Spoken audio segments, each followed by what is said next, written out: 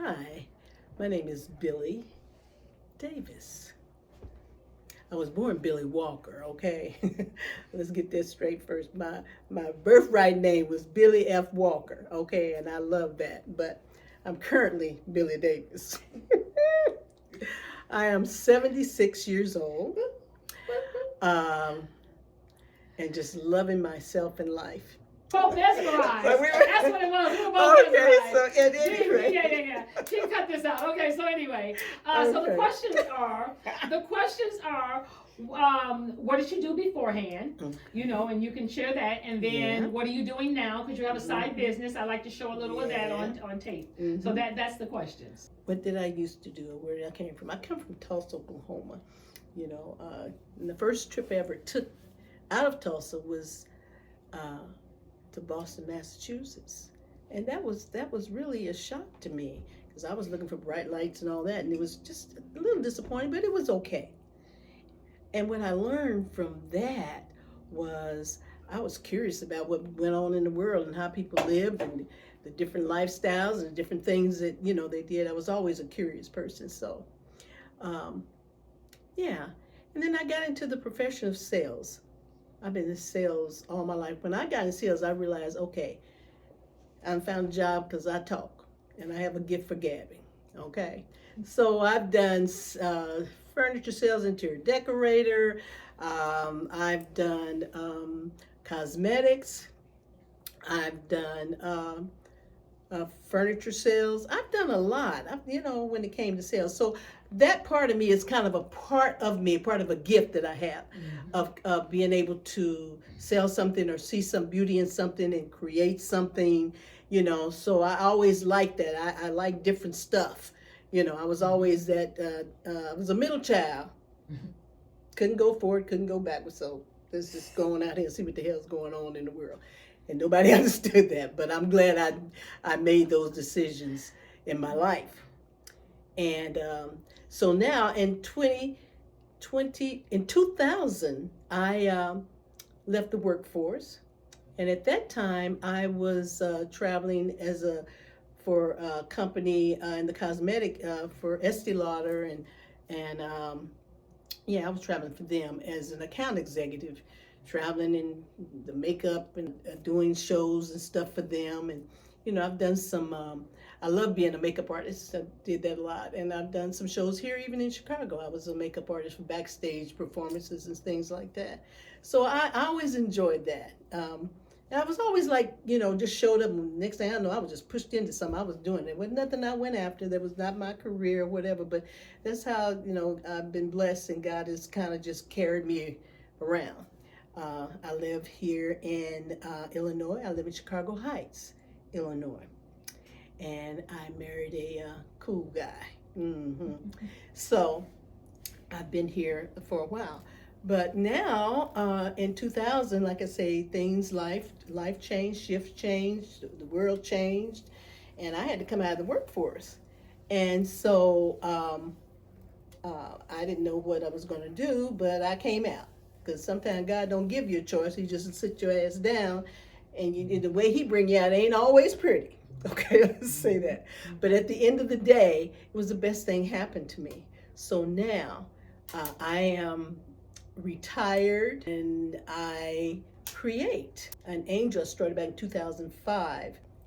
Lady introduced me to this gift, and she said she was my spiritual advisor, and she said, Billie, God told me this was your I thought it was mine, but he said it's your gift. And I'm like, okay, God spoke to you personally and told me that. Okay.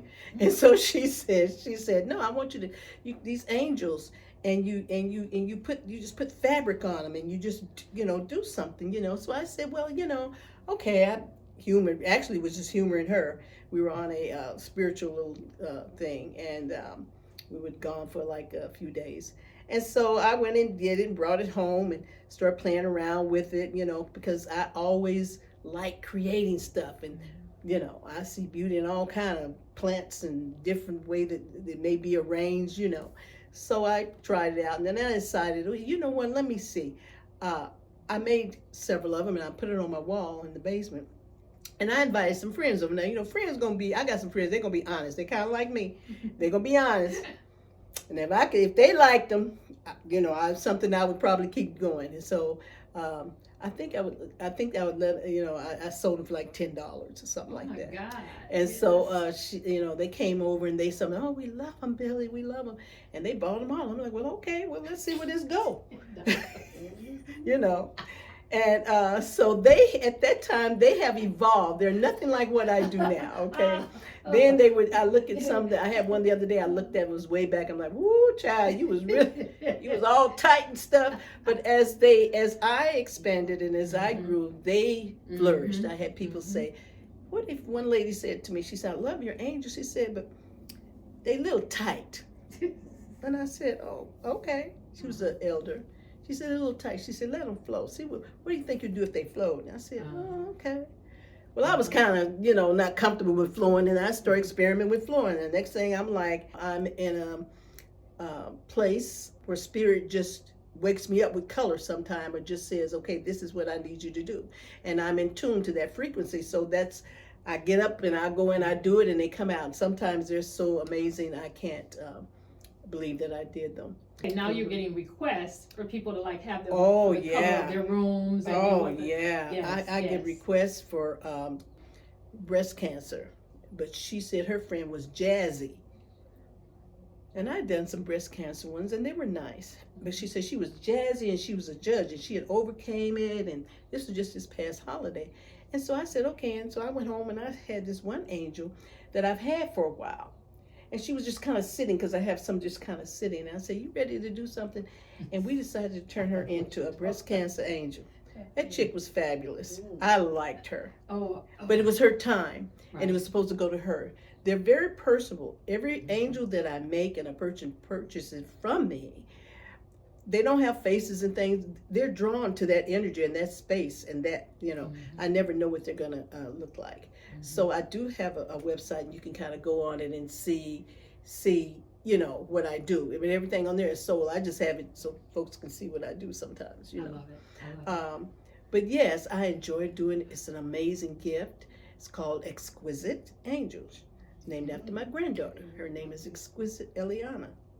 So would you say that this is you making your dash count, or what would you say?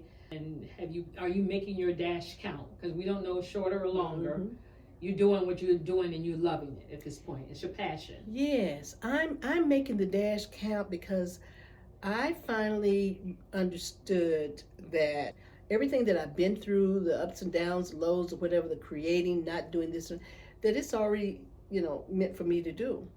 So I don't want to do anything that doesn't bring me happiness and joy, or bring somebody else happiness and joy. And they do that. So this gift, I don't take it lightly, and I don't claim it. I know that this is a spiritual thing. This is something that is in me, and it comes to fruition. Right. And so I'm making the dash count because I'm making myself happy, and putting myself first, and making Billy happy, and unapologetically. Yes. Okay. Yes. And so, I'm like an elder now. Yeah, wait till you become an elder. Okay, it's a whole nother level of shit. Okay, I love it, but you gotta embrace it. Okay, because when you do get old and you hang around, ain't that right, Mama? We get there. But when you become an elder, it's a whole nother level of love. And so I just want peace. And I know now, I listen to my spirit, to what's going on with me. And when I'm out of sync, and I'm off, things start happening. So we have to pay attention. It's not always out here, run here and here and there. Sometimes you gotta stop, because sometimes we get so busy doing all of this, we miss shit. Okay. And so we, at this point in stage in the dash, I ain't trying to miss nothing. I got less numbers ahead of me than I do behind, and trust and believe, I ain't trying to miss nothing. So I'm cool. I'm okay at this point. I am. You are amazing. So you just gave the advice. I was going to say, what advice would you give to somebody younger who have not hit 60 or up? Of what you've learned that they can maybe learn something from, but I think you kind of hit it. But unless you wanted to add something else to it, but to the younger generation, this last one, my daughter and I were talking about, because she's Gen X or something. My daughter is, and then this next one, we were talking about how the ball was dropped with them, because these babies now, they're brilliant, but they have, some of them don't have no direction. So I think it's our job, regardless of what we see, if the opportunity comes and they allow us to say something, or just drop a jewel, or just, we can't always put them down, because it ain't their fault. Because y'all know we all going through some stuff right now. So we have the responsibility for our children to say, hey, what are you interested in? What do you think you want to do? So always know that we are connected, and they are our children too, this generation, and any opportunity you have. So always be able to share that. Don't be afraid to give that advice, because it'll present itself, but it's all how you present it to them, because you can shut them down and they or you can listen.